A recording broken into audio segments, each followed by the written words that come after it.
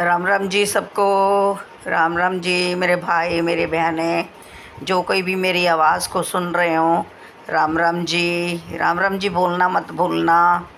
मैं आपको एक बात बताऊं कि देखो, ये सब जानते हैं कि कर्म का भुगतान हमें करना है, लेकिन जितनी बात ये बोली जाती है कर्म का भुगतान हमें करना है, बस वो इतना ही समझ है। उसके बाद ये नहीं समझ है। फिर भी मतलब कर्म जो हैं छोटी छोटी बात से बन जाते हैं और उल्टे सीधे कर्म इंसान करता चला जा रहा है। झूठ बोलना आप सोचते हैं कर्म नहीं है, सबसे बड़ा झूठ बोलना कर्म है। एक के आगे दो बनाते हो, दो के चार, चार के दस, दस के 20, 100, इस तरह से, क्योंकि उसका एंड नहीं है कोई भी। सच बोलोगे तो एक सच है, और सच की कोई सज़ा भगवान देते भी नहीं है। झूठ की तो सज़ा है आपको, और वो आपका कर्म बन गया, वो आपके जो डिब्बा बना है भगवान जी के पास उसमें चला गया है। तो मैं आपको इस तरह से बताती हूँ कि कैसे कर्म के फल ख़त्म होते हैं। एक बार एक व्यक्ति था, वो गुरुजी के पास गया। उसने गुरुजी से कहा कि मैं चोरी डकैती करता हूँ, मैं इस बंधन से कैसे छूट सकता हूँ।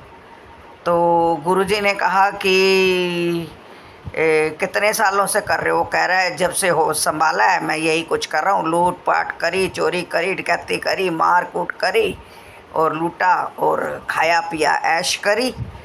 तो वो कहते हैं कि अच्छा ऐसे है।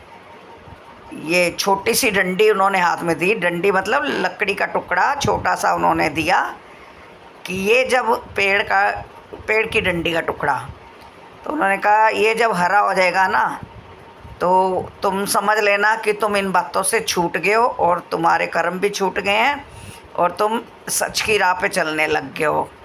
तो उन्होंने कहा अब तुम जाओ। अब वो जंगल जंगल जंगल जंगल जंगल चलता गया। तो एक जगह पे विश्राम करने का दिल करा, तो जंगल में बड़ा सा पेड़ था। पेड़ तो आपको पता ही है जंगल में होते हैं। तो पेड़ था, पेड़ पे बैठे थे चार लड़के बैठे थे। पास में एक गांव था।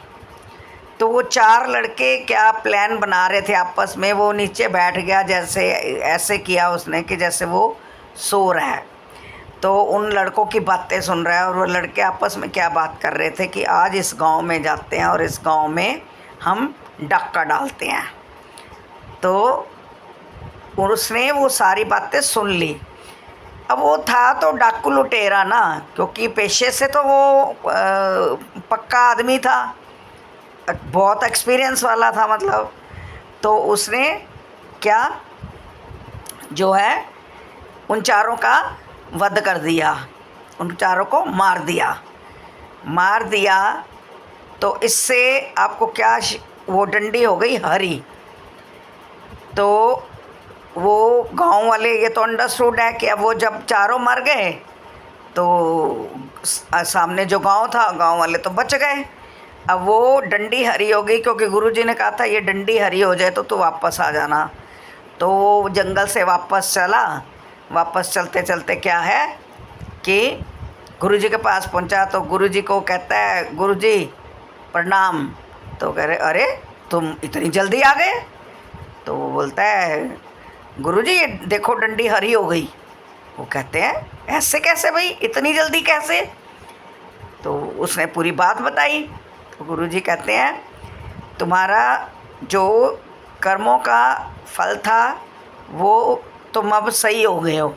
क्यों? ये काम तो गलत है, चार आदमी मारना, लेकिन इसमें एक राज की बात यह है कि वो चार आदमी मारने से पूरा गांव बच गया। तो उसका फल आपको मिला है, ये तुम्हें मिला है, और डंडी तेरी हरी हो गई है।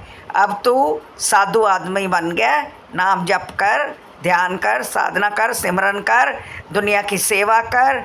कुछ नहीं पड़ा है इन कामों में जो काम करते हैं लोग, और छोटी छोटी आदतों से जो है कर्म बनते हैं।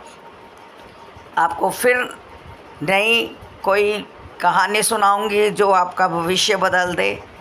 थैंक यू, धन्यवाद। राम राम। राम राम जी। राम राम करना मत भूलना, वीडियो देखना मत भूलना, और मेरे चैनल को सब्सक्राइब ज़रूर करना, व्यूज़ भी देना, वीडियो भी देखना। ठीक है, thank you. Ram Ram ji, Ram Ram ji.